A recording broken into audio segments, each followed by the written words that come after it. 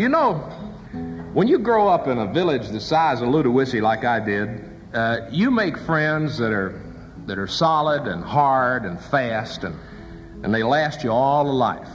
We've lived in a lot of big cities around the countryside. We lived in New York and Buffalo and all kinds of big places. And in the big towns, you make acquaintances. But in the little towns, in the villages of the United States, you make friends. And there's a big difference. And I grew up in a little town. And the family that I was closest to in Ludowici was the Fergusons. There was Mr. Bass Ferguson, who was the granddaddy of them all. There's Mr. Green Ferguson and his wife, Miss Agnes. And there was 9 Ferguson kids. And I grew up loving that whole family of Fergusons. And my closest friend was, and still is to this day, Raymond Coote Ferguson. Raymond and I was born on the same day, 10 minutes apart, and I literally grew up like a twin brother to Raymond Ferguson. We went to school together, and we hunted together, and we fished together, and we stayed in trouble together all our lives. Raymond stayed in more trouble than I did. Mr. Green or Mr. Bass or somebody was always hollering at him, "Damn it, Ray, get out of there. Damn it, Ray, don't do that." Or, "Damn it, Ray, come on over here." And we just naturally started calling him Damn it, Ray. Damn it, Ray Ferguson. It nearly about became his legal name. He got carried away. Damn it, Ray was and is my best friend. Now, Mr. Bass Ferguson, who was the granddaddy of the Fergusons, had a filling station and a store right down the road from Ludowici near a little town called Doctortown, a little community called Doctortown. Our store was about a quarter mile off the highway between Ludowici and Jessup. When you drove up to the store, off to the left was where folks would park when they'd come and they was going to visit for a while. And then off to the right, there was a little path that ran down around the side of that store, and it had a little 2-rail fence along there, and it was whitewashed. Mr. Bass had decorated that fence. He'd hung some tires on it and decorated the whole thing, whitewashed it all, and it was beautiful. One of the biggest gum trees in all of Long County, Georgia, sitting right alongside that little path.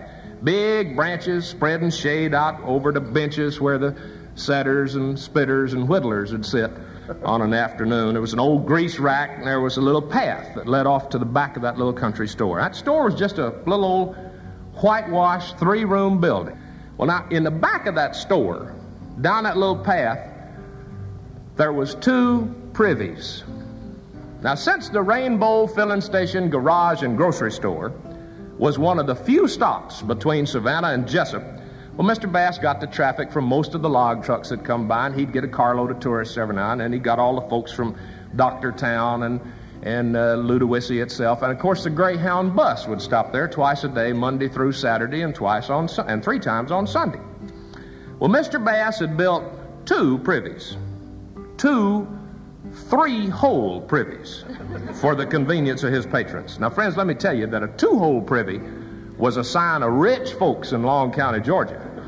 But 3-hole privies was unheard of. There wasn't another one in all of South Georgia. Well, them 2 3-hole privies was the pride and joy of all of us in Middle Long County, Georgia. In 1947, when me and Dammit Ray was 14 years old, Dammit Ray sent off to Jacksonville, Florida, and he got one of them kits that you can make a radio and a loudspeaker out of. Dammit Ray liked electrical things. He was a tinkerer, and he fooled around with stuff all the time, and he made himself this radio and loudspeaker set. When he finished that kit, he had him a radio that would pick up WSB in Atlanta, Georgia, and WBT in Charlotte, and the Grand Ole Opry on WSM, and WWL in New Orleans, pick up all the way from down there. We used to get together at night, and we'd listen to mystery programs. We'd listen to Grand Central Station and Inner Sanctum and Mr. District Attorney, and every now and then Dammit Ray would fling that switch, and he'd holler in there like scare us all right out of our drawers. We'd be sitting there listening to that radio. Well, one week, Mr. Bass went into Savannah on the bus. And he came back. That was the most thrilled man I ever saw in my life. He had been to the Greyhound bus station in Atlanta, Georgia, and they had them a PA system where they could announce when the bus was going to leave. And he had gone and bought one of them kits and brought it back and give it to Dammit Ray and me and said, build me one of them loudspeaker systems that I can use at the Rainbow Filling Station garage and grocery store. So for the next 2 weeks, me and Dammit Ray worked on building that loudspeaker system. Well, come the big day, man, we got out there and we strung wires and we put that loudspeaker in, and Mr. Bass had gone to Jessup and he'd bought some car radio speakers out of an old junkyard, and he had about 6 of them. And we put one of them up underneath the eaves of the store pointing out toward the road, run them wires across the top of that little whitewash fence with them tires hanging on up into that gum tree and cross back down into them 2 privies. Mr. Bass had wired his filling station garage and grocery store for a PA system. Well, Saturday morning was the big day, the first day we was going to use it. We all got down there about 10 o'clock. Mr. Green, Ferguson, Dammit Ray's daddy was there. Me and my daddy got down there. And you can't imagine, half of Long County, Georgia was there for the celebration. Man, it was going to be the first day that we was going to use the loudspeaker system. Well, about 10 o'clock we got there, and the first bus was due in at 11, and we all wanted to be there early so we wouldn't miss anything. Folks were milling around and drinking them knee-high sodas, and there was a few fellers that had started a little bit early on some of that wonderful corn whiskey that's made down there. That flock of chickens was strutting around in the front, and that old black and tan hound with the mange and the infected ear was laying right in the middle of that path that went back to them privies, and folks were swapping stories, waiting on that bus to come from Savannah. 11:10, that Greyhound bus pulled in, and all them folks kind of let out a little cheer. And the folks come piling off the bus, and they were all smiling and grinning and wondering what was going on. And that bus driver got off, and we told him what was happening, and he was as thrilled as we were, because he's from Drawdy, Georgia, his own self, and that ain't as big as Ludowici. So he was delighted. Well, we was all standing around there, and they was drinking them soda pops and having a time, and me and Dammit Ray was manning the microphone inside the Rainbow Filling Station garage and grocery store. And about 4 or 5 minutes before that bus was due to leave, we seen the most hugest fat lady go walking down that path toward that little 2-3 hole privies back there. She had on a yellow dress with orange and brown flowers all over it. She had on one of them Carmen Miranda hats, had bananas and apples and grapes all sticking out of the top of it, had about a number 6 wash bucket size purse on her arm, and she was going to be the first one to hear the loudspeaker system. And we watched her real good. She went in that pink 3-hole privy and shut the door, and we give her about a minute and a half to get herself all settled. And folks, the door of that privy just kind of blew right off the hinges. Woo! That fat woman comes screaming up that thing. She come out of there like she had a bee in her drawers. She is trying to pull her drawers up and her dress down with one hand and hold on her hat with the other and hang on to her purse too. And she'd throwed that toilet paper right up in there, and it was hanging on one of them nanners and stringing along behind her. She come running up that path.